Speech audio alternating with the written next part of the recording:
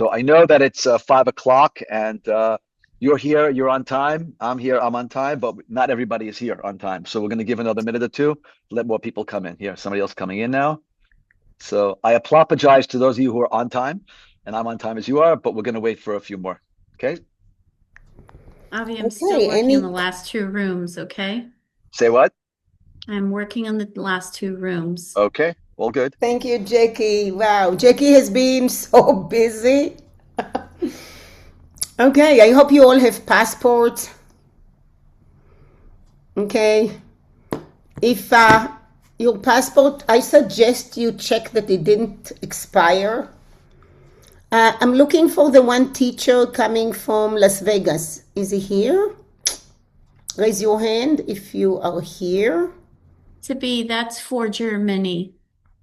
Yes, sorry. I'm like, sorry, you're right. Okay.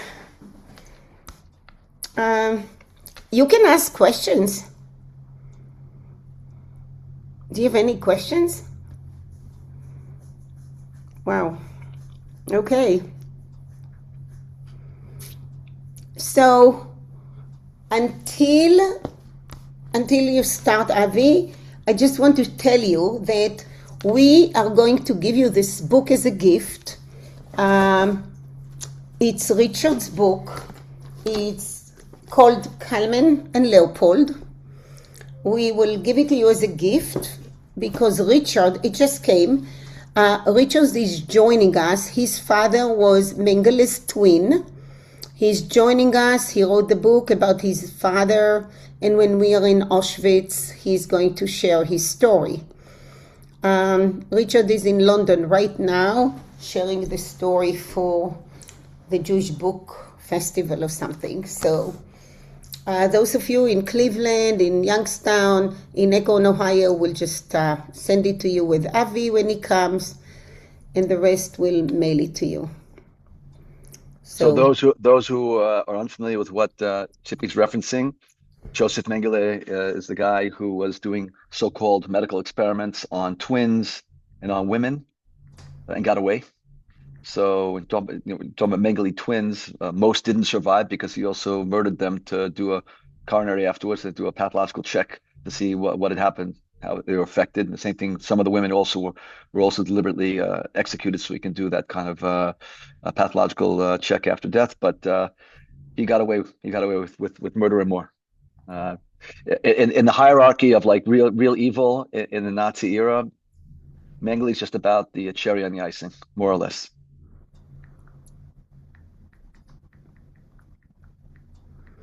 Okay, I think that we have 30 people. We have, let's say, 12 members, 28 people on, and it's 5:03, and you're all on time. So I think that we should begin. So first of all, hopefully everybody can hear me okay. Please nod your heads. You can hear me okay. All right. Um, so first of all, just some clarification. Um, you're not getting homework from me on the Google Classroom. What I'm asking you to do is to read the primary sources. This you to read it, and before you do that, take a look at the questions that I've asked there because the questions are there to guide you in terms of what to look for in the reading. Because some of the primary sources are going to be not all over the place, but they can deal with a lot of different subjects, and I want to kind of focus your attention on specific aspects of it. So I don't have an expectation that you're all going to sit down and actually literally answer the questions. I want the questions to be kind of guiding points for you, okay, to read before you engage the primary sources to help you engage the primary sources perhaps a little bit better. That's the idea. But yes, the idea is that you do engage the primary sources so we can do a deeper dive on things that may be not clear to you that you want to do a deeper dive on.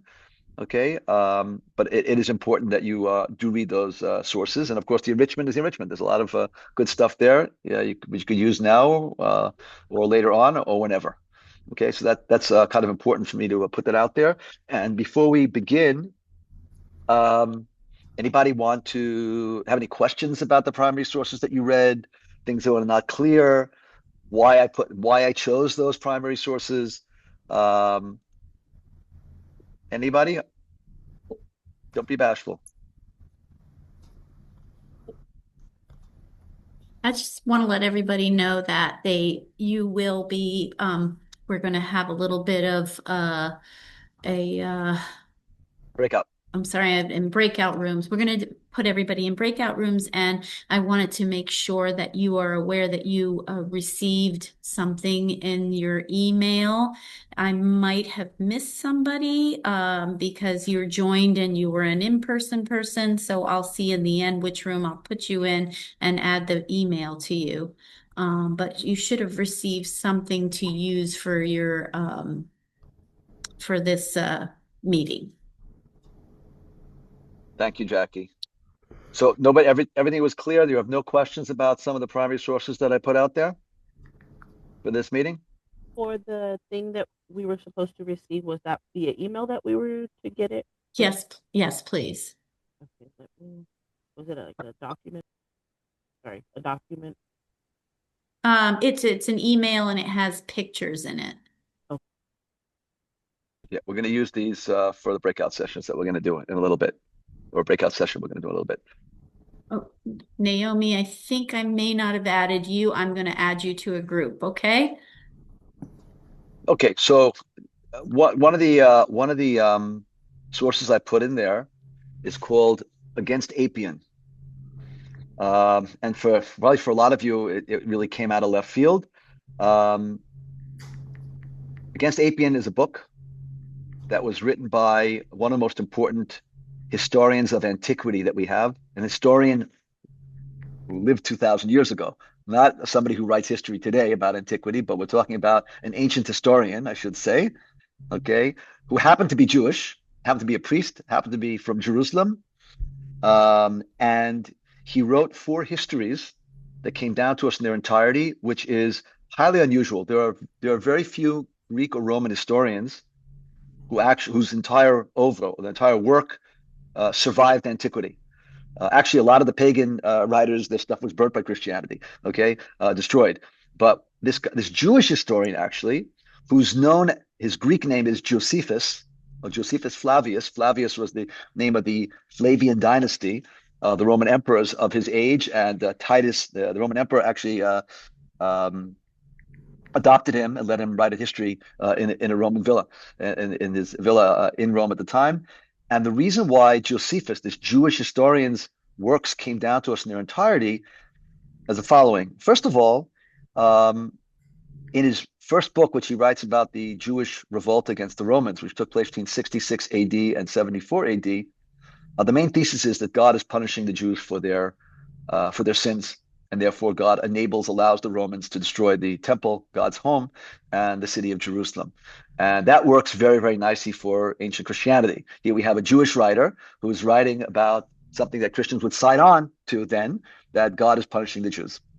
And the second reason that Josephus survived antiquity, maybe even more importantly, is that in another one of his books, he actually mentions Jesus in about 2.5 sentences. He's one of 3 historians that are near contemporaries of Jesus. So Josephus, this Jewish historian, this Jewish priest, is born in Jerusalem, one generation, about 25 years after Jesus leaves the stage. So he's a really near contemporary of Jesus. He mentions Jesus not as God, not as Son of God, okay, but in a positive light. Very interesting. It's something like this, like a sentence and a half. There was a guy called Jesus, a very holy man, and he performed miracles and he healed people. And then he says, and there's still people till this day, he's writing about the year 100 AD, Josephus, there's still people to this day that think he's the Messiah. Like they do, I don't. He's referencing early Christians, right? And he is not a Christian, he's a Jew.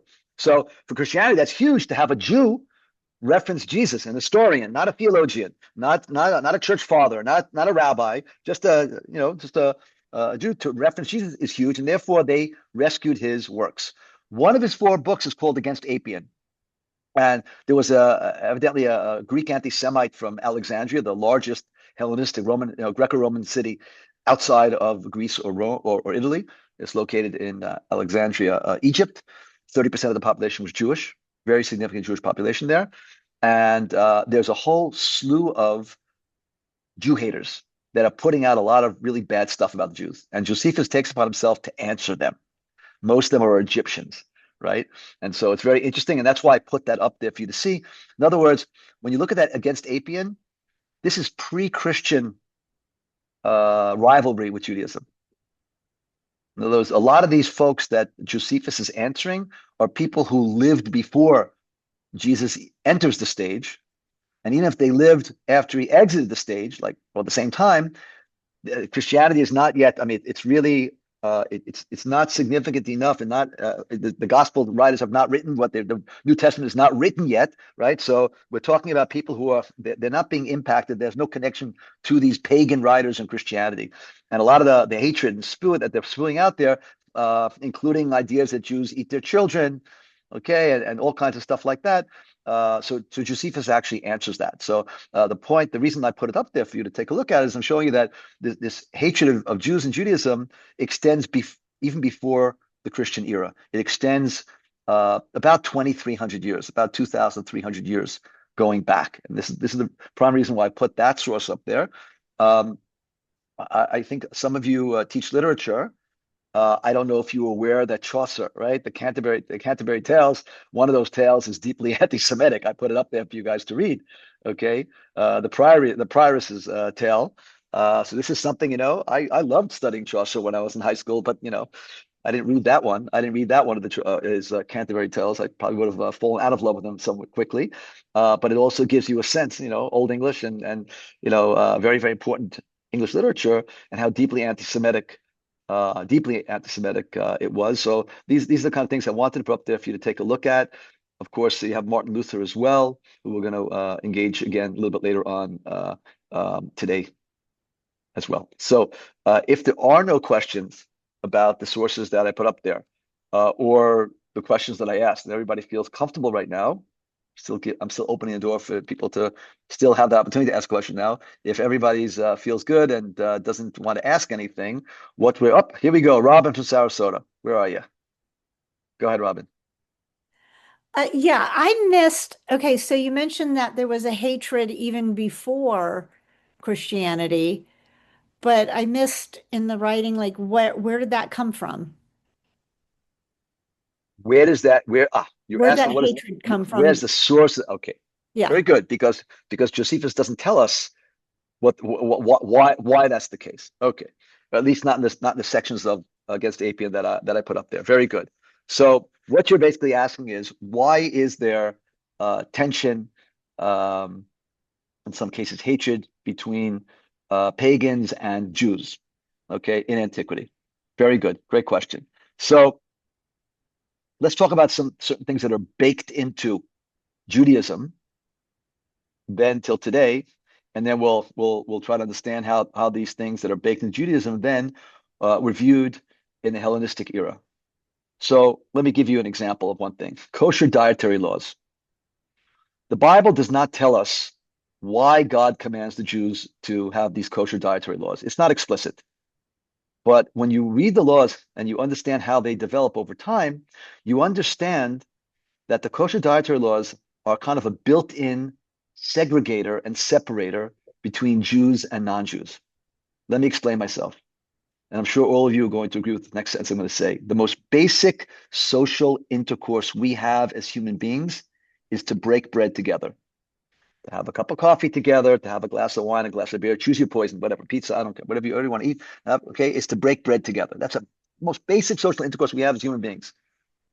If I keep kosher and you're not Jewish, you invite me to your home, I can't eat in your home. Let me take it a step further. I'm going to shock some of you, including some of the Jews in the group. We're back in antiquity, 2,000 years ago. And I solved the problem by inviting my non-Jewish friend over to my place. And I got a bottle of wine because I'm a wino. Okay, I got a bottle of wine. And because my non-Jewish friend, okay, has good manners, he pours me a glass of wine. That wine has now become unkosher.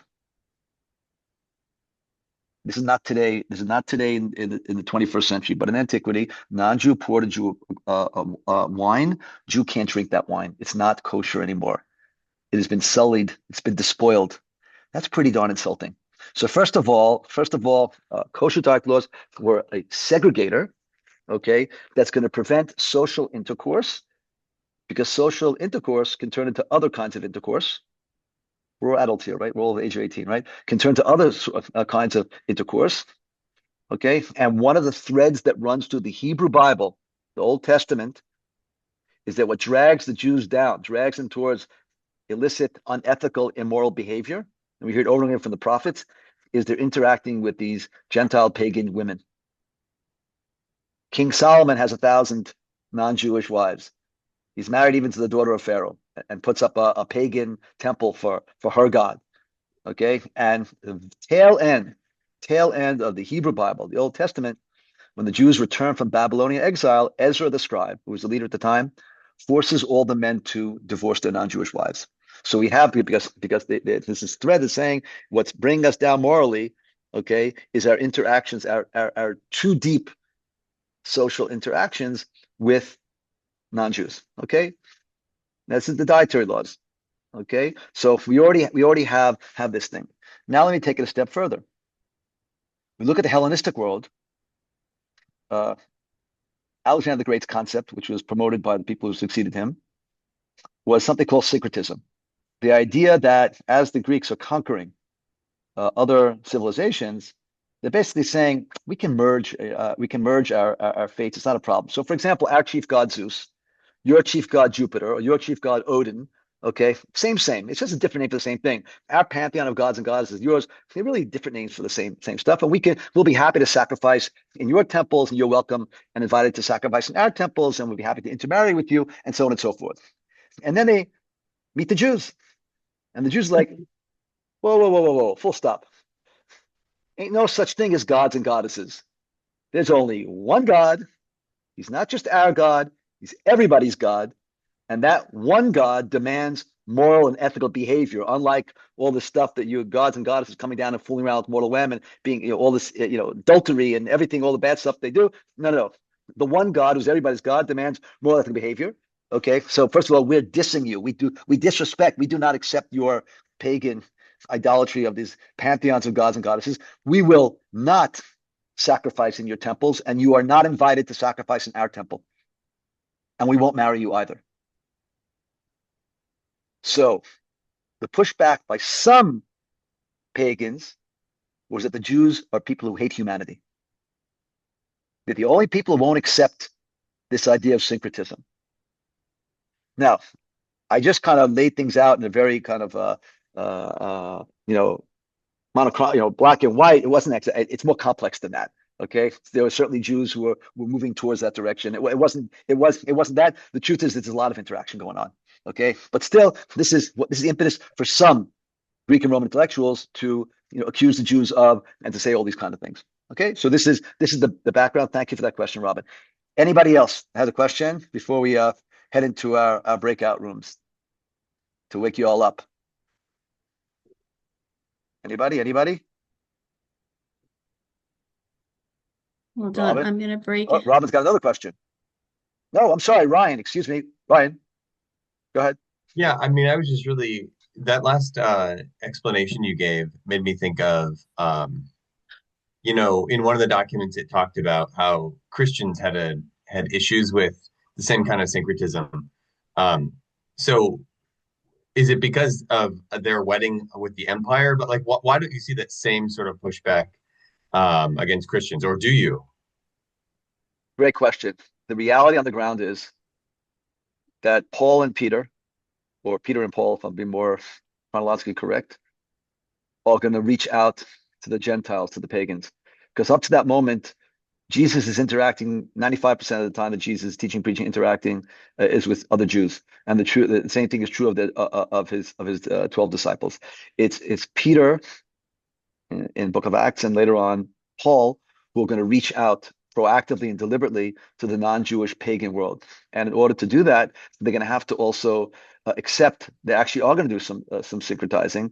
Okay, and some of the acceptance of some pagan ideas is going to force or accelerate their separation from Judaism. So the idea of the Trinity, which we take for granted today, this is actually it's a pagan idea first. There is a kind of a Trinity of gods and goddesses. Okay, and so I'm not saying they're not identical, but I'm saying that they were able to reach out and sell their wares, if you will. They were able to market their faith, okay, because they're speaking in a somewhat similar language, and it's not syncretism. It's not exactly syncretism, but it has similarities to that. They may, and the big thing, of course, is that Paul said you don't need to get circumcised. You don't need to keep kosher. Circumcision was another big problem in the Greco-Roman world because as we all know here, you've all seen beautiful Greek and Roman statues, and they worship the aesthetic of the human body. And the Jews, by cutting the eighth day, their male children, was considered an abomination, something disgusting. And so Paul does away with that. He does away with some of these things that were unpalatable. Sorry for the pun. That were unpalatable for the pagans, and ease the way. So therefore it's a bit more complicated. Okay, Rebecca. Rebecca, you're muted and you're also frozen.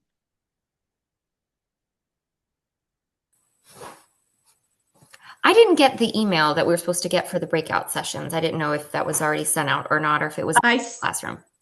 I did send out everybody. I can't figure out who 5041 is. Wait. Some people joined that were not in person, so I had to quickly add them. Who is talking to me now? Rebecca That's Baxter. Rebecca Baxter. Yes, I and should did have just get added it. you. I just Okay. got it. Great. Who is the one with a number? There's a number instead of your name. It's coming up. I don't know why.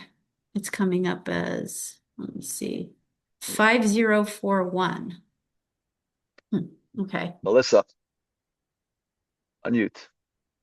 I was just going to add on to that. I'm a Christian, and so, but hearing all of what you're talking about, the idea of a blood sacrifice and Jesus serving as a blood sacrifice would have really appealed to pagans, and because they believed in doing that to atone. And I know there's crossover between the Jewish tradition and religious practice as well, but it was like, hey, this is the final blood sacrifice. You don't have to do this anymore. And so I was just thinking about that as a way that Peter and Paul were able to, quote unquote, market Christianity to pagans at the time, and just another thing they could add. Very, very good, Melissa. I would just say one thing is important. There's no human sacrifice in Judaism. If you're referencing the Passover sacrifice, which is a lamb, and from a Christian perspective, Jesus becomes the sacrificial lamb of Passover. Right. Mm-hmm. 100%. But yes. I just want to clarify, everybody here, there's no human sacrifice in Judaism. Correct. Yeah, okay? I didn't mean to imply that. No, it's all important because it's very important because Abraham's binding of Isaac, or as Christians call the sacrifice, is the putting the kibosh and saying Jesus comes out unequivocally against human sacrifice, right? And that's way before Jesus, right? That's Abraham. But thank you for your comments. Okay, folks. So I'm hoping now that you all received this email. So what's going to happen now? I'm passing over the wand for a moment to Jackie. We're going to throw you into breakout rooms, and your groups that Jackie's chosen, which is fine. You're going to see some images. I'm going to ask you to kind of unpack these images. Look at the details, try to understand what the images are saying. While you're doing all this, choose in your groups one person who's going to be your rep, who's going to talk for the whole group when we get together as a group again. Okay, and also introduce each other again, your names. Okay, Jackie, did I miss anything there? Is it all there? No, everything's good. Just when you go in, don't waste a lot of time. Just say I'm from, some of you have Sarasota on there. Just say your name and where you're from. You're going to really bond as the time goes through by. But I just want you're all educators. So imagine you're showing this to your students. Imagine you want them not to judge right away. You want them to, what do I see? First of all, what do I see? And write that down. What is it that we're looking at? Now, you need to agree with each other which image you're looking at first.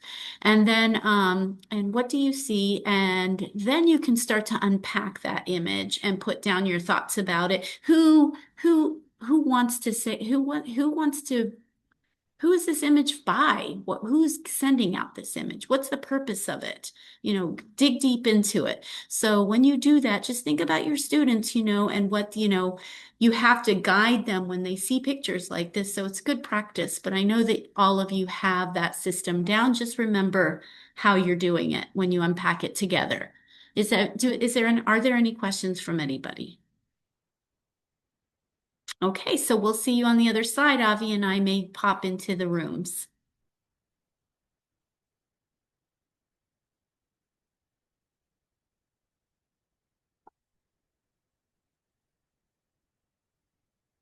Jackie.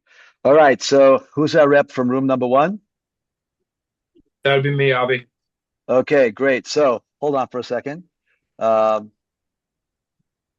sharing something with everybody.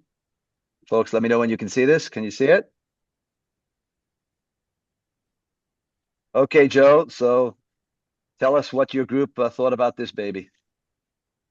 So what we gathered for this one, we deducted that this was Polish text. So this was like a Polish piece of propaganda. Kind of painting the person with kind of disfigured features. You kind of see like those kind of stereotyped and generalized features in a lot of the propaganda in the 40s and 50s in that time. You also see the broken down cross amongst the destroyed rubble, kind of tying the relation to the two, kind of the Jews being responsible for the killing of Jesus. We didn't translate what the poster actually said, though. No, that's good enough. You're on it. Basically, the accusation of deicide. What is it? Right. The accusation of deicide, of the murder of Jesus. The accusation that Jews killed Jesus. Okay. And yeah, look, Poland is a majority Catholic country, was and is, and part of the Polish national identity in Polish nationalism of the 19th century and 20th centuries was that to be Polish means to be Catholic. Okay, and so, and of course, what I love about this, if I can say that, if I can say that sentence, is when Jesus here, I don't know, he kind of looks Scandinavian, right? His features are kind of like, if you remove the head and put it on a Viking warrior body, that would totally work, right? And let's say obviously if Jesus is a Jew from the land of Israel, he didn't look like a Viking. He'd probably have olive-colored skin. Let's start with that. Probably darker hair. Nordic. Not necessarily black, but he wouldn't look Nordic. Let's put it that way. But yeah, but you're right. You put your fingers on it very nicely. We're talking here about deicide. Yeah. The other thing is this is 1943, right? This is 1943 at the bottom left-hand side. Okay, which is also very interesting. Is this the destruction of Warsaw? Because 1943 is when the Warsaw Ghetto Uprising takes place, and when that uprising is completely suppressed by the Nazis, right? By the SS. Okay, so this might actually have a double meaning, which is kind of interesting when you think about it. But yes, but the big picture, yes, would be deicide. Thank you for that. Let me do the following now. I'm going to put up a different one for group number 2. So give me 1 second here. Can I ask a quick question? Sure, go for it. So where would this be? Would this be like a poster up on the walls of the city? How would this be, sent around? Well, we don't know the context of what I just showed you. Okay, we don't know, and I don't either. I took it off the net. I don't know the specific context of it, and that's kind of important. And that's to your point, to your question. But if this is something, a poster or art from 1943, it would have to be, of course, underground. It would have to be illegal because 1943, if it's from 1943, right? If it's from 1943, then we're talking about a problem because the Nazis are still in charge, and they're also suppressing the non-Jewish Poles. It may very well be that is a post-World War II poster being put up. Okay, and that's interesting in of itself because at post-World War II, Poland becomes communist, and that's not what most Polish people want. But Poland becomes communist, right? So it becomes even more complicated because let's accuse the Jews, although there are very few Jews in Poland at this point, about being behind communism as well, potentially. Who's our rep for group number 2? Oh, that's me, Avi, Matt. Okay, Matt. So this is the one. This is the one I chose to put up. Yep. What did you guys have to say about this? What's the message? What's going on here? So we did a little research and found it's from it's a children's book, Nazi children's book called The Poisonous Mushroom, and it was done in 1938. And the translation on the bottom says, "Here, little one, you have something very sweet, but for that you both come with me."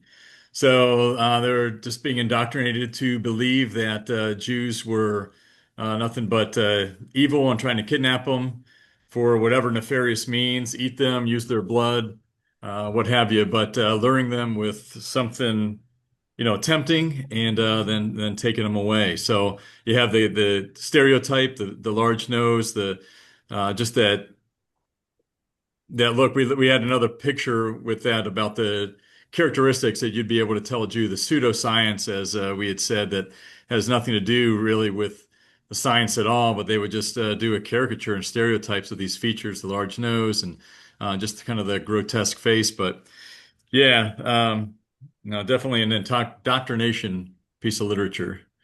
Very nice. So Matt, as you guys did the research, uh, Poison Mushrooms is a children's book, and basically it's talking about what Jews might do to children. I mean, it's a children's book, and what you're describing here in front of our eyes here is kind of pedophilia. This is pedophilia. Mm. I mean that it's insinuated pedophilia. There are other images that different groups got here, also from this book, that are intimating other things. But also, you're saying that this is being shown to children. This is pretty scary stuff, right? And it's kind of nuanced because it doesn't say Jew, okay? But you understand we're talking about a Jew, I guess, okay? But yeah, this was a very popular, very well known Nazi children's book to indoctrinate. We're talking here first grade, second grade. We're talking about really young children to indoctrinate them to hate the Jew, the Jewish neighbor. Very good. That's correct.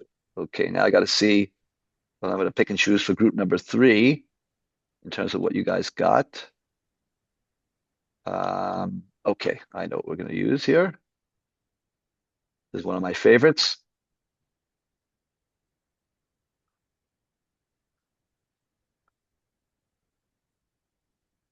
Everybody see?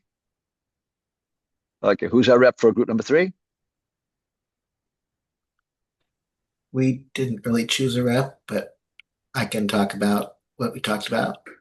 With this one, we discussed how he's got the horns, obviously, that myth that Jews have horns. This is a statue of Moses by Michelangelo in Rome, I believe. And he's presented as kind of demonic with the horns, but also kind of a handsome figure. He's not totally ugly like some of the other characters of Jesus that we've seen. He doesn't really have like the hooked nose or anything. So it's an interesting dichotomy. We were wondering kind of what Michelangelo's intent was behind that. Okay, so very good. So first of all, holy Moses, right? This is Moses. And of course, Michelangelo, at least to my mind, is, if not the greatest, he's in the top 3 greatest sculptures of all time. I'm a big fan of the Sistine Chapel and so on and so forth. And of course, Michelangelo really, really knows anatomy, human anatomy, really, really well. Okay, meaning that Michelangelo knows that human beings do not have horns. What human figures have horns? Chad, what human figure has horns? The devil. Thank you. The devil, Satan, some kind of demon, right? But then this raises the question, okay, Michelangelo knows that human beings don't have horns. Why is he going to be, portraying Moses with horns? And the answer, folks, is a simple one. In the Hebrew Bible, the Old Testament, in biblical Hebrew, Moses is described as having rays of light that are emanating from his countenance, like an aura that's coming from like his forehead, from his countenance. And the word for ray in biblical Hebrew is keren. But the word for horn is also keren. It's like the k in C from cat and the k from K from Kirk. It's the same word, but a different letter that's denoting the k. And they deliberately mistranslated. They understood that the Bible is not saying that there were horns emanating from his forehead or from his his aura, but rather it was saying that there are rays of light or an aura that's coming out. They deliberately did that because this is an era where Jews are being portrayed as something not quite human. And it's also an era where the segregation and separation between Jews and non-Jews in Christian society in Europe is so great that most Christians have never met a Jew. In other words, you're doing some visual othering where you don't really know the other. You haven't really interacted very much, most people, with the Jews. And so that's how you get away with it. And this is one example. It's prominent because of Michelangelo, which is why I chose to put it up here. But we have so many examples in art where Jews are being betrayed as something not quite human.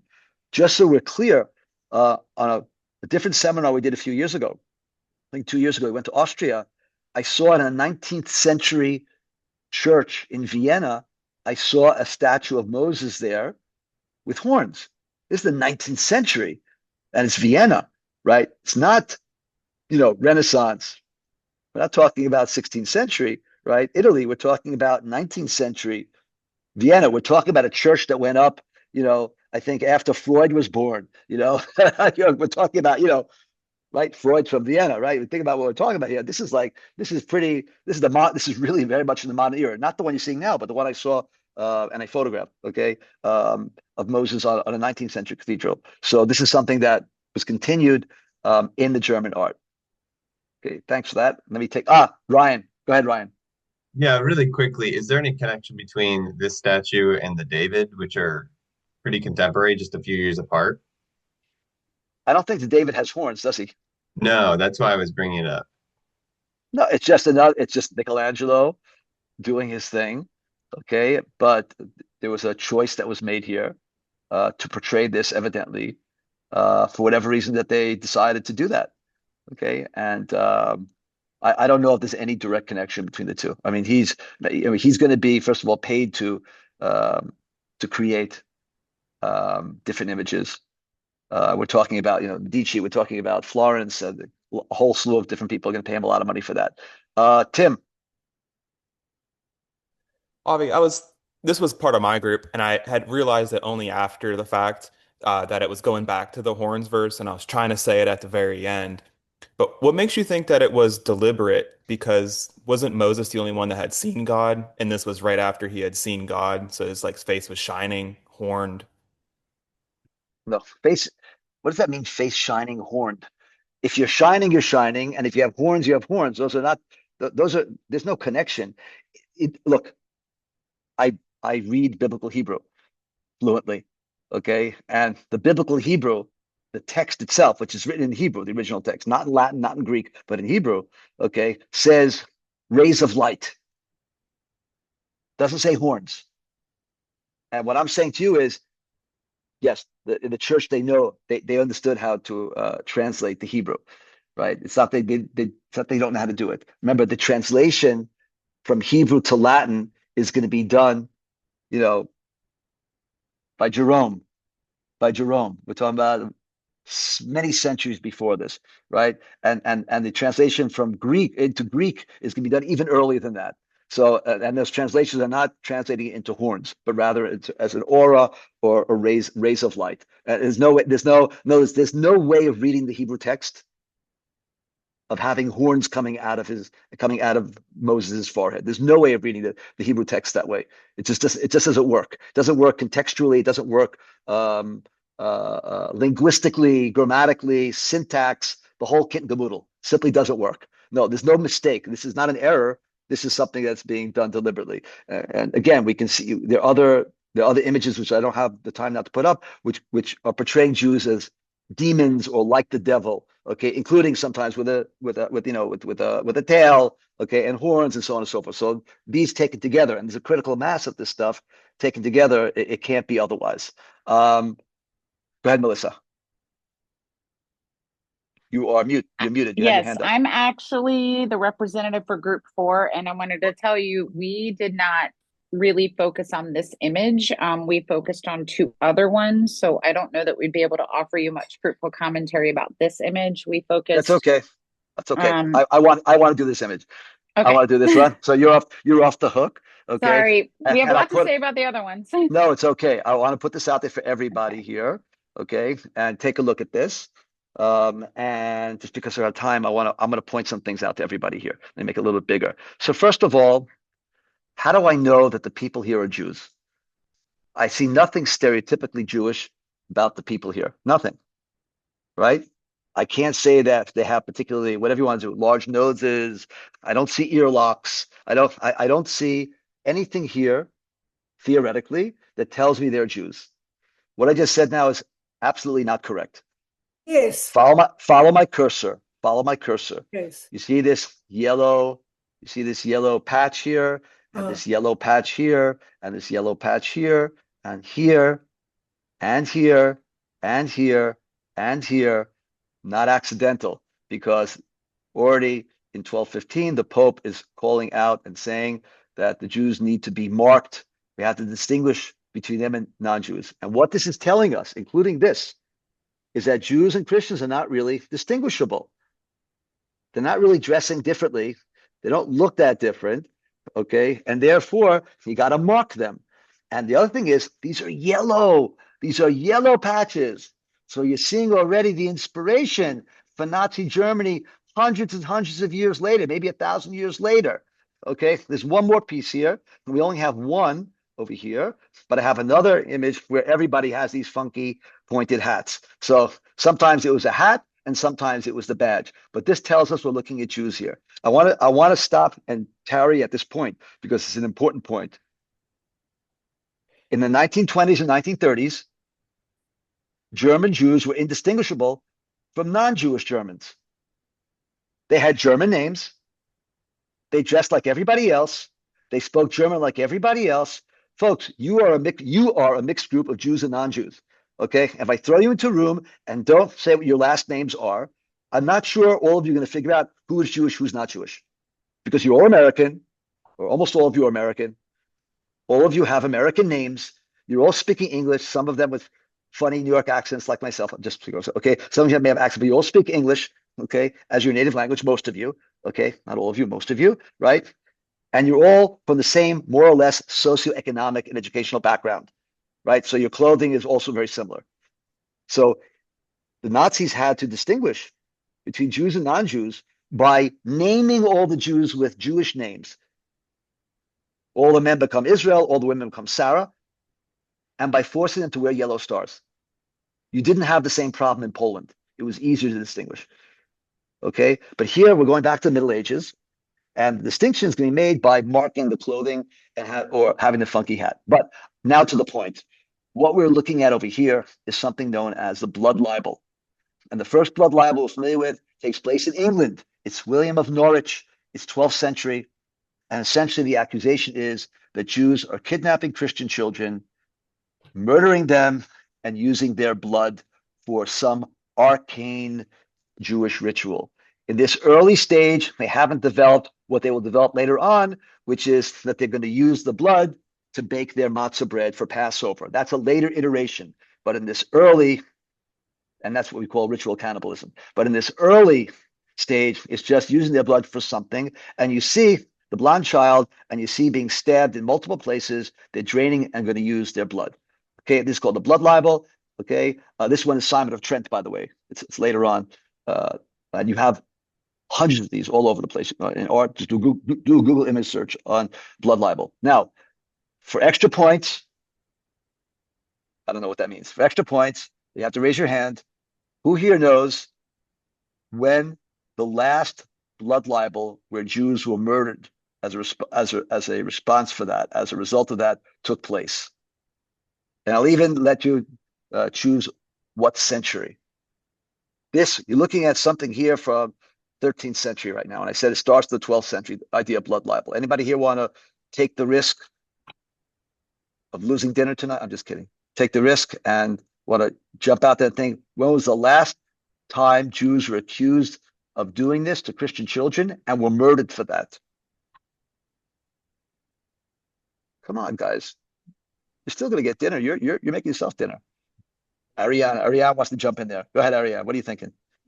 Or you were talking to somebody sitting next to you?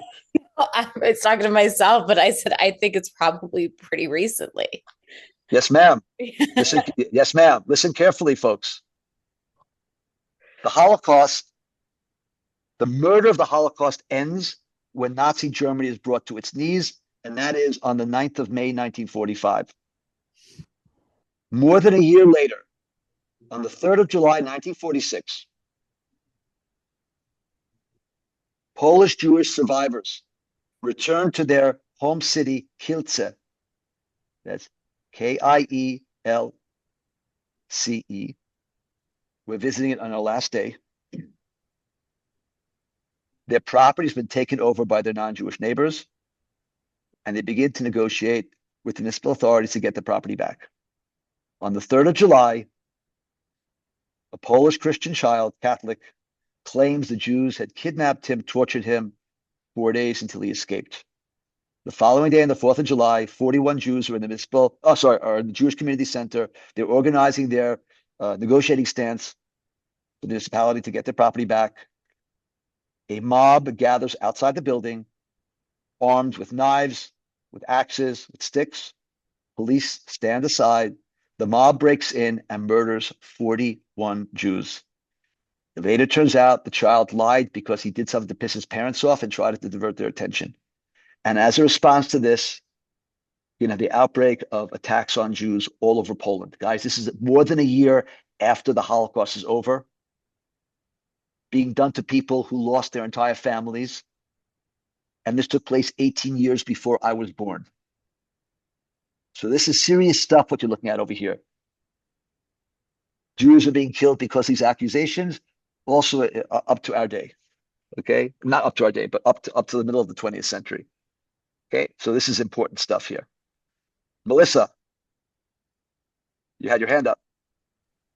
Yes, I was just going to comment that was a lot of our discussion with the other image we did spend a lot of time on, was that this playing on the fear of others, that the Jews were figuratively and literally feeding the devil. That was one of the images we looked at. And the development of a common enemy, which allowed anyone who was not Jewish to come together in their hatred of Jewish people because they feared evil and the devil. And so personifying it, the blood libel obviously plays into that, and how they use the blood and the matzah, but like just that idea of fear and playing on that to create hatred.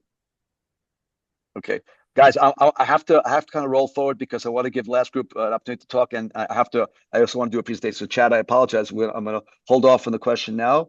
Just hold this. Group number 5, who's the rep? That's me. I am Okay. so glad you picked this image.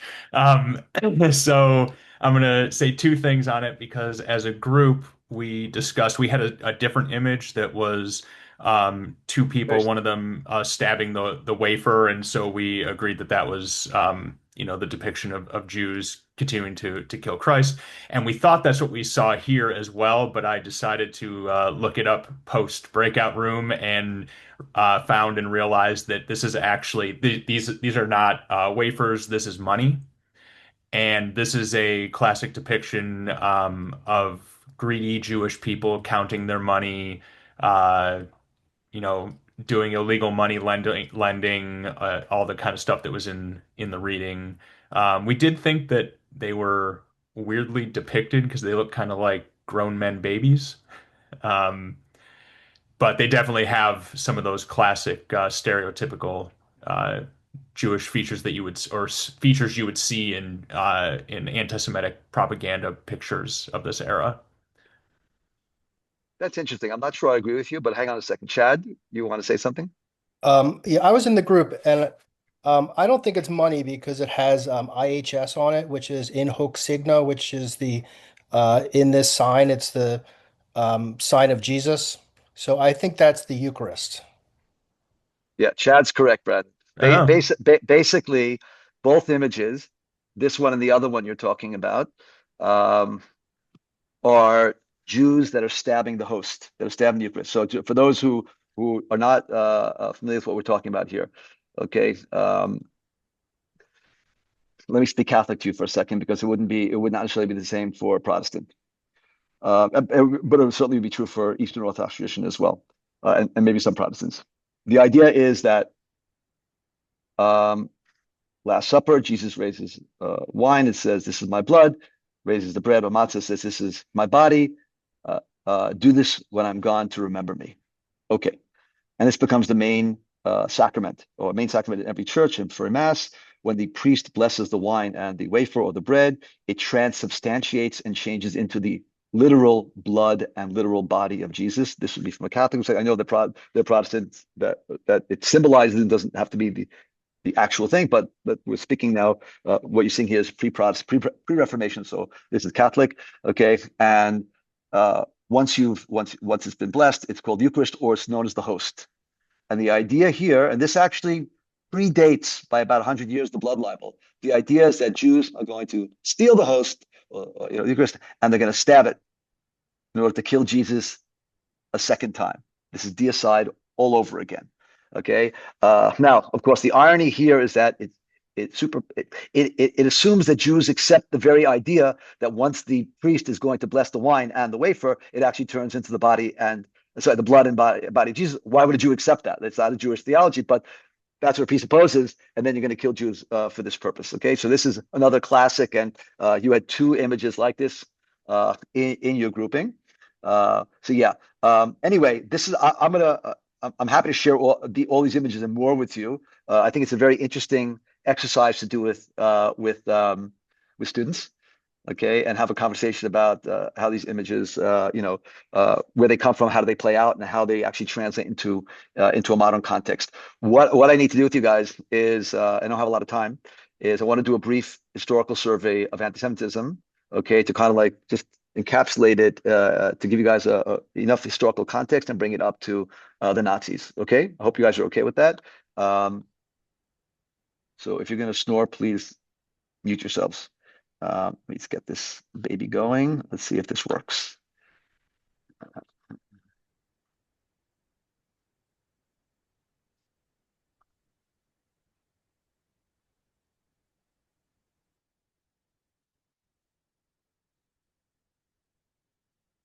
Can everybody see a slide?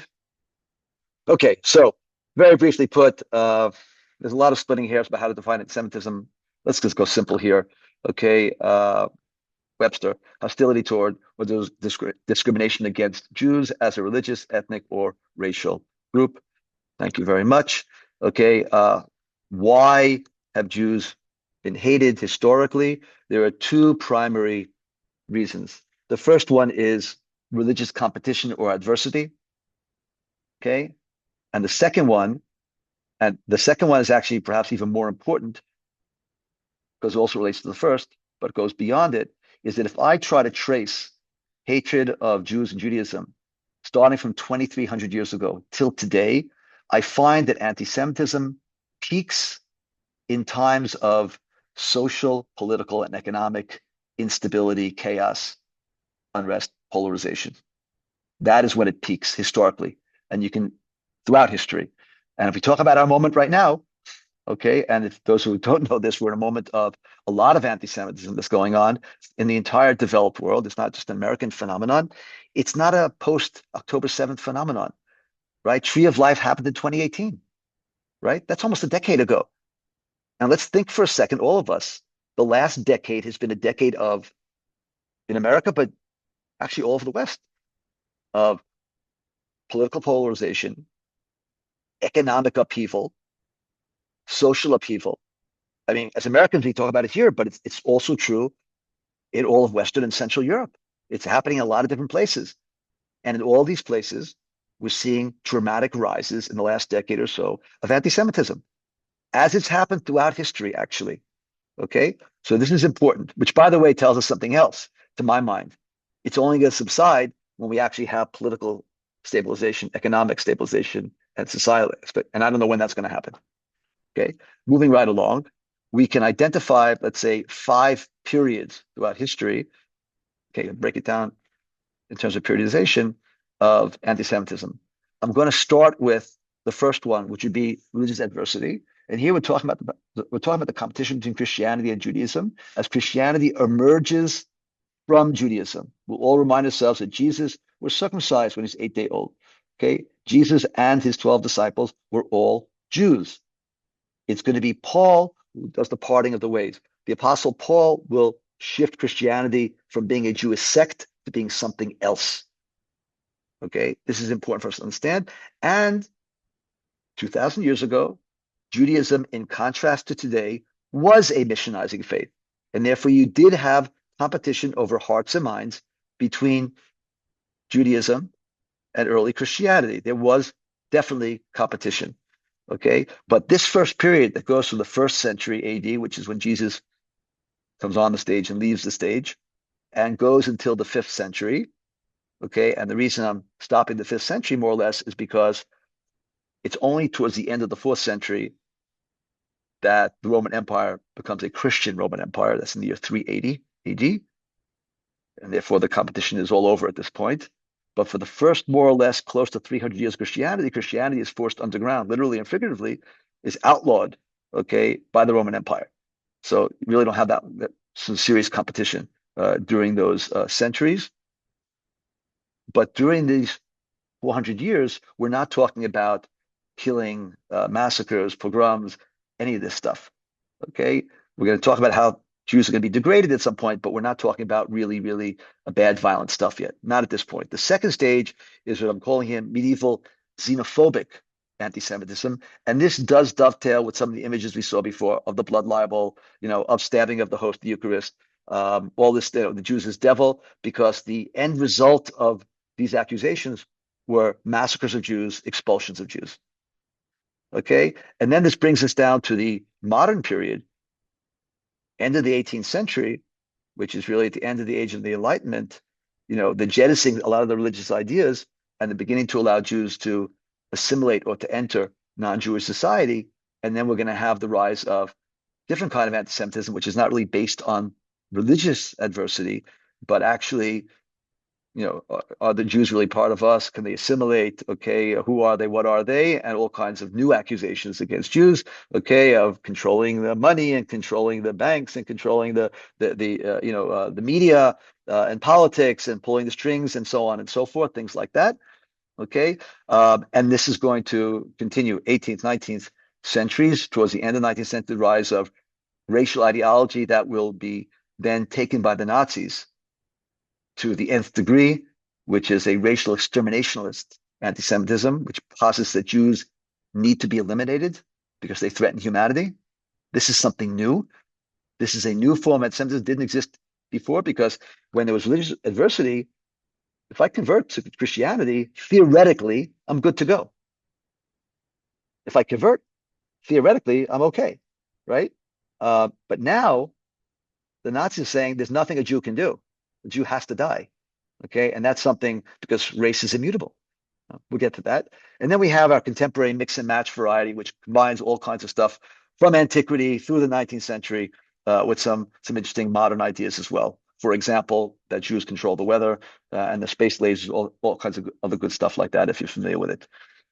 That's American, by the way. Now, before we start, I want to show you something interesting, which I think is important for our perspective. Did I speak to you at all about the idea of policy of subordinate toleration? Did I throw that at you? Okay, so this is very important. So under the Roman Empire, Jews were citizens. Let me give you, if you're Christian, let me give you a very prominent, simple example.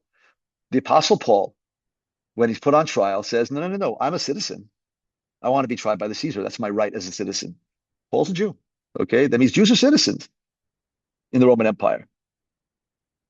And they have rights like other citizens. When does it change? It changes when the Roman Empire becomes a Christian Roman Empire. And that will transpire in 380 AD, when Christianity becomes the official state religion of the Roman Empire. And now there's a problem, because the Christian Roman Empire perceives itself as a direct descendant, a continuation of the Roman Empire, and therefore wants to treat the Jews with tolerance, but it's also a Christian, competitive Roman Empire, and can't possibly see the Jews as equal. Okay, and therefore, and this is a political science term. It's not a theological term, and you may not read it anywhere else, but I think it expresses things very, very clearly. There's a new policy known as subordinate toleration. And what it means is the following: the Jews are to be tolerated. St. Augustine, one of the first great thinkers of Christianity, early church father, says you can't murder the Jews, you can't kill the Jews, because thou shalt not kill is a commandment that we have to adhere to as Christians. Okay, we can't kill them, but they can't be allowed to thrive.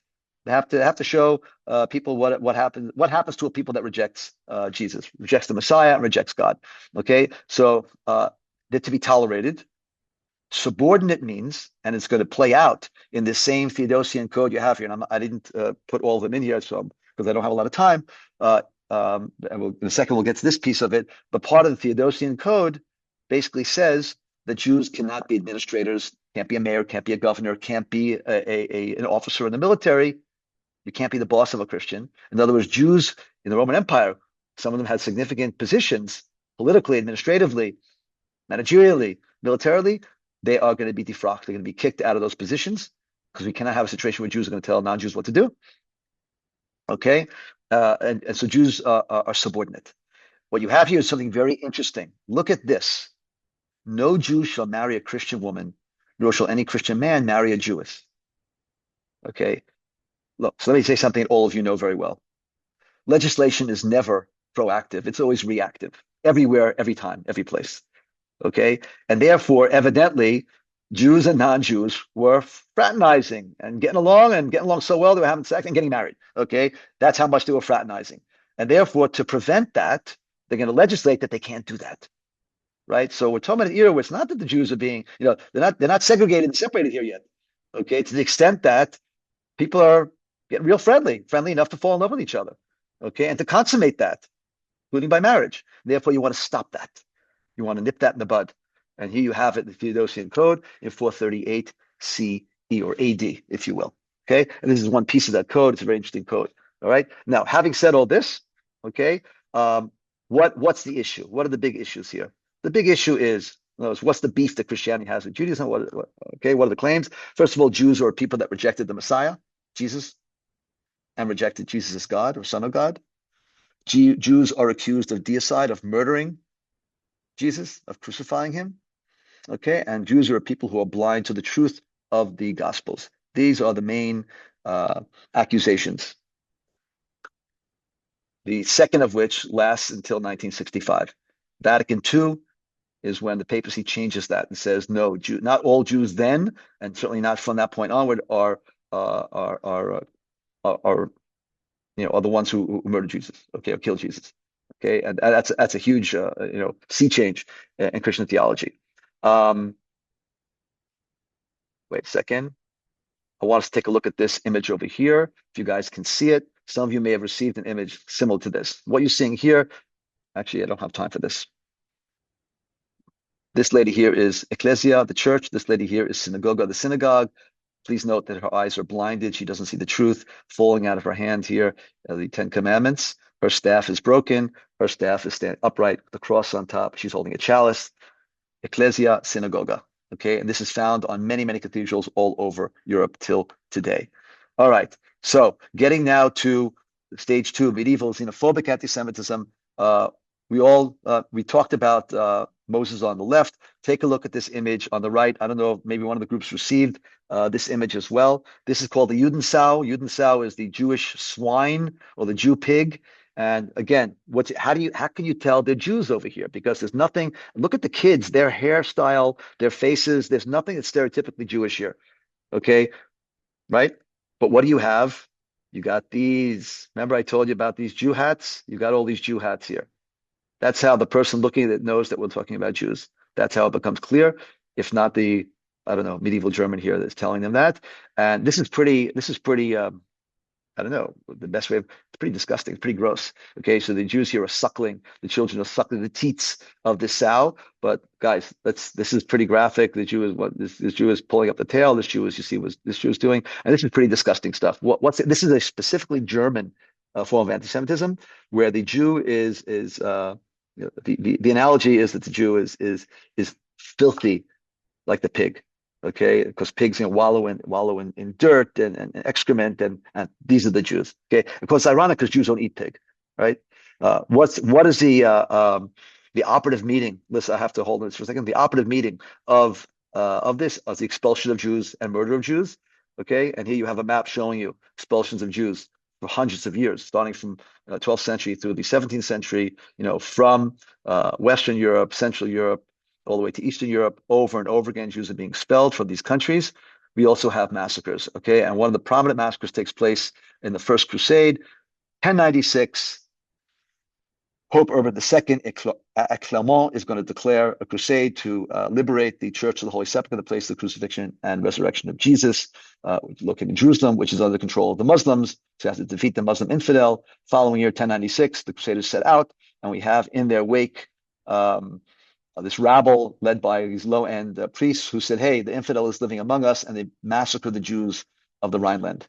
Okay, a lot of Jewish communities in Germany and parts of France are going to be massacred by these crusading groups. Okay, the big tragedy. I'm fast forwarding 14th century, major pandemic, the Black Plague, bubonic plague, from 1349 to 1351, 52. 1/3 of Europeans will die in this. Most Jews don't catch the plague. They're going to be accused of poisoning the wells, and they're going to be murdered for that. Martin Luther. Okay, I don't remember right now if I put up. I did. You had a primary source from Martin Luther, but here I want to show you something I didn't put in that source. Okay, that Martin Luther has to say about Jews. The Jews are a base, whoring people. Okay, they are full of the devil's feces, which they wallow in like swine. Right? Okay, this German, right? Now you got that Judenstyle we saw before, right? The Jews wallow, right? They wallow in like swine. They're the devil's feces. Okay, and the synagogue is an incorrigible whore and evil slut. So I hope I'm not insulting anybody who might be Lutheran, but Martin Luther seems to be fairly misogynistic as well. I mean, he's look at this stuff. Jews are whoring people. Okay, the synagogue's an incorrigible whore and evil slut. I mean, this stuff is like pretty much out there, and his recommendations to burn their synagogues down. Okay, just not pleasant. And this is the Reformation. Okay, this is not Catholicism now. Here, just to kind of calm people down for a second. This is from 1963, which is 2 years before Vatican II.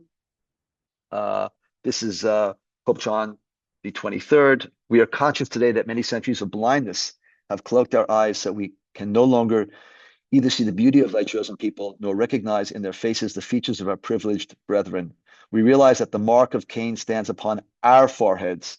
Across the centuries, our brother Abel has lain in the blood which we drew, or shed the tears we caused by forgetting thy love. Forgive us for the curse we falsely attached to their name as Jews. Forgive us for crucifying thee a second time in their flesh. We knew not what we did. This is 1963. 1965, he's no longer with us, but what he initiates is in 1965, Catholic Church, the Vatican, comes out and says that Jews, not all Jews of Jesus' time, and certainly not Jews, not their descendants, they're not culpable for the crucifixion of Jesus. Okay, and that's a huge sea change, which takes place 2 decades after the Holocaust. Okay, which should not shock us in terms of the timing. So here I want to show you this slide here, which is quite important.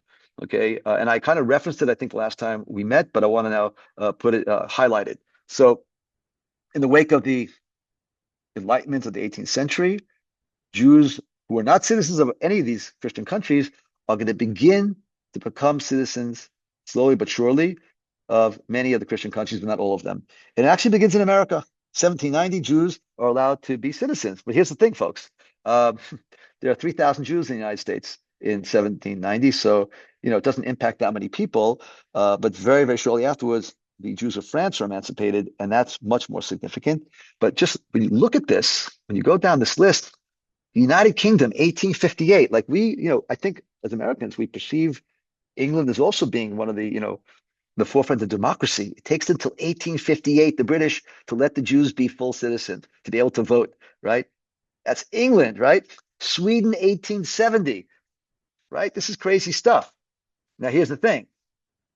Most European Jews at this time, in the 19th century, are living under the Tsarist Empire. That would mean Russia, Ukraine, Lithuania, Poland, Moldavia, Romania, and on and on and on. And they are not emancipated. They're not citizens until 1917 or until after World War I. Okay, so it's not all Jews are being impacted this way, but they're allowed to start to assimilate. And this is going to see the rise of a new kind of anti-Semitism. So here I want to say something, which I think is important. I think I said this to you at the beginning. I may not have said it because I said it to the other two groups. So just nod your heads if you heard me say this before. We, all of us right now, are living, the ground is shifting under our feet right now because of AI. Did I say that to you? Let me say it to you. If you don't know this, the ground is shifting under all of our feet because of AI. We don't know if our kids, what our children choose to study in college will be relevant for them to find a job in another 5 years. We have no idea. We don't know how many jobs that we take for granted are going to disappear. Please nod your heads because this is a truism. I'm not trying to spread any fear or panic. And it's happening really fast. Like this AI thing, I think came to our consciousness all of us like 2 years ago, 3 years ago, and now it's like it's every day, all the time. It's surrounding us, which means that this is causing a lot of insecurity and instability. Now let me take you back to the 19th century, the Industrial Revolution, urbanization, people heading for the cities, working in factories, being dirt poor. 19th century was also a period not just of great economic growth, but also of dramatic instability. And in this 19th century, when you start to have in America, North America, and in Europe, free education, okay, or you had to get an education in public schools, and Jews become citizens, Jews can become educated. And Jews were highly literate people because part of Jewish culture is to read and write. And let me just remind everybody here that most people, Western people, okay, for Western civilization, let's say in the year 1800, most people were illiterate. Guys, think about what I'm saying now. It's really the 20th century when, let's say, most Americans became literate. But Jews were all literate, not necessarily in the dominant language which they lived, but they were all literate. And once they're allowed to go to school and get an education, they have a tool set, they have a toolkit that is much deeper and much better than their non-Jewish classmates. And what we have, and this plays out big time in Germany, but it plays out everywhere, okay, is that Jews who are dirt poor, they go to school, they do well in school, and they enter the free professions that they are allowed to enter. If it's accounting, if it's law, if it's journalism, okay, and they jump straight from poverty into the middle class in one generation. And their children become upper middle class. And you have these situations where, I'm not Jewish, my buddy is Jewish, my desk mate, okay? Now I'm 22 and I'm working in a factory in a go nowhere job in deep poverty, and my buddy is a lawyer, okay? And the desk opposite us, my other non-Jewish friend is also working in the factory with me, and the Jewish guy who's sitting next to him is an accountant. You know what? And all of this class, I'm seeing something going on here. All these Jews are they're doing fine, and all of us Christians are not doing so fine, okay? They must have done something not kosher, pun intended, to get to where they've gotten to.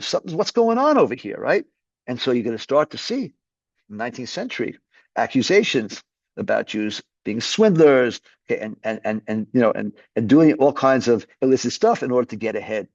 Okay, and of course you're going to have the rise of communism, okay, and capitalism, which as Americans perhaps we perceive as a beautiful thing. If you're a factory worker in the 1870s, 1880s, you're not a fan of capitalism.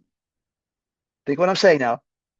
Okay, you're not. So the Jews are the capitalists, so we got to hate them, or the Jews are the communists, and we have to hate them. In other words, they're going to get it either way. All right. So this is the modern anti-Semitism, and then I want to take us down to the German variety. And the German variety, I'm almost out of time. I'm going to jump forward. Okay. First of all, anti-Semitism is a term that was coined by Wilhelm Marr, who's a German journalist in 1879, the League of Anti-Semites. Okay. And at this point, we already have the rise of racial ideology. Okay. And saying the Jews are a race here, and not a very positive one. This is not the Nazis yet, but what's going to happen ultimately is that the Nazis, okay, are going to come up with something really, really powerful, which goes the following way. It's not just that the Jews are a race, but the Jewish race is a destructive race that is in conflict with the human race, with everybody else. They're subhuman. And their goal is the destruction of the rest of humanity. Therefore, Hitler says, we need to eliminate every last Jew. This is something new, because if I am a race and I have racial characteristics, these are immutable. You can't change my blood. If it's an issue of me converting, that's one thing, but conversion is not going to change my blood. And therefore, I'm still going to be murdered. There's a very famous story of a Jewish woman called Edith Stein, who is a professor of theology, who converts to Catholicism, and she becomes a Franciscan nun. And she's sent to and murdered at Auschwitz as a Jew. She's a Catholic nun. She's a professor of theology. But as far as the Nazis are concerned, she's a Jew and needs to be put down. Okay, so this is a problem. Okay, this kind of exterminationist, racist anti-Semitism is something that is truly a cut with history. It's something. It's break with history, I should say, of anti-Semitism. It's something new because there's nothing the Jews can do to get out of this sentencing of death. Okay, this is something very, very new. And of course, and here's my final sentence here, and I will open to Q&A for those who have the patience to stay a little bit longer on the Zoom. The remarkable thing is Hitler succeeds in convincing some German intellectuals and enough Germans to buy into this idea. People are not necessarily murderers, or we would think that are murderers before he does this. So at this juncture, and I apologize for the rush job I did here. I'm going to put up the PowerPoint that you guys can for your use. But I'd like to. There were some people, I think, Melissa. There are some people who had raised their hands. So I do want to give you an opportunity to ask your questions, and also if you have questions about what I just presented here. Melissa, you're up. Unless you don't want to. I was just going to make a comment. So I teach Lord of the Flies every year, and we obviously talk about the horrible things that the boys do to the pig in the end of the book, but the Judenstau and all of that, it was one of those moments where maybe I should have known it and I was too dense to realize it, but wow, I had never thought of that before. And we are starting Lord of the Flies next or 2 weeks. So that is something I will definitely bring in to enrich their understanding and Golding's commentary. Isn't the author British? Right? Yes. So I'm not sure. You might be barking up the wrong tree. The Judenstau is an explicitly German form of anti-Semitism. I'm not sure that the writer of Lord of the Flies was even thinking about that. I read it in high school, so it's really, really, really long time ago. Is there anything anti-Semitic? I don't remember in the Lord of the Flies. I don't think so. Well, it's his commentary on the nature of evil and how people could so quickly descend into a lack of morality and savagery. Okay. And so no, it is. But there's nothing. No, but he himself is not anti-Semitic. It's not an anti-Semitic track. No. So I don't think. Right. I'm not sure that you should make the connection. I'm not sure. It's up to you, obviously. But in other words, you can you do anything you like. But it may be an artificial connection. I would do some more research. My suggestion is do some more research on that. But thank you. That's amazing. Robin, yes. Okay, so Hitler's rise and why they had to eliminate all the Jews was because of racial ideology. So my understanding is that a lot of Catholics were also killed. Why was that the case? Okay, let me just dissect your opening sentence. We're going to talk about the rise of Hitler. It's not about racial ideology. Okay. I'm gonna go to the second half of your question. The Nazis murdered other categories of people. Okay, from 1933 to 1945. The only people that were targeted for 100% elimination and murder were the Jews. Okay, even the Roma and Sinti, and those who don't know what I'm talking about, and you may call them gypsies, which is a derogatory, they were not as an entire group targeted for complete annihilation. Okay, this is important. This is also important to say. The Nazis murdered, now to your point, the Nazis murdered 20% of the Polish Catholic clergy. And the reason for that, the Nazis recognized that the Polish national movement of the 19th century was led by many leaders in the Catholic Church, that part of Polish nationalism had to do with Catholicism. And in order to head off or to tamp down on potential Polish, non-Jewish, Polish rebellion against the Nazi occupation, they put to death 20% of the Polish Catholic clergy. Now I'm going to add something not so pleasant. The Pope didn't say boo. Forget about the Jews. The Pope didn't say anything about his people. And they begged him. The Polish clergy begged him. He is the vicar of Christ. He is the head of the Catholic Church. Forget the Jews now. His people, unequivocally Catholic, deeply faithful people, and doesn't say anything to the Nazis. I'm sorry, I'm getting emotional because it gets me crazy. Okay, but the point is, they weren't targeting them because they didn't target Catholics in Italy. They didn't, that's not the idea. The idea here is they're targeting specifically. Not they didn't deserve it. Okay, the Polish Catholic clergy, because they saw them as a potential leadership of rebellion, because they understood, the Nazis understood recent Polish history. Okay, Robin? Okay. Okay. Yes. Anna? You have to unmute. To ask a question, and I don't know if it belongs to this conversation or not.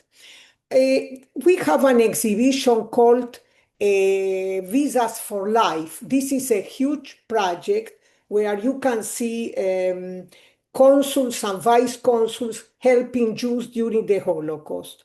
And there is interesting to see that many people in the Polish church that were in a lower level, they helped Jews during that time, and people who were in a high level position didn't help. And I don't understand also the difference when they say what was the position of Pius XII.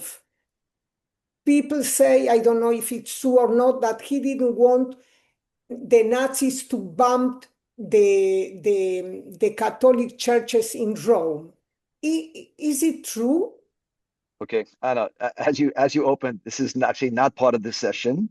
Okay, but I'll very, very briefly, a little bit answer, and we'll get to these things, if not in the preparation, for sure in situ out in the field. So let me just say very, very briefly, if we want to understand how various churches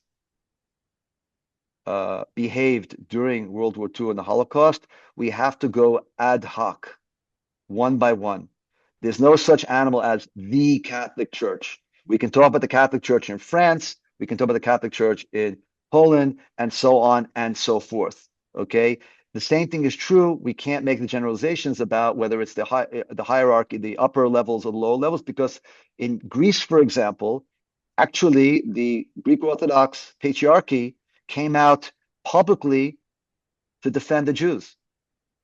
Publicly, okay? And the same thing is true of the Bulgarian Orthodox Patriarch. So it depends. You have to go ad hoc, church by church, country by country, okay, and look at what was done.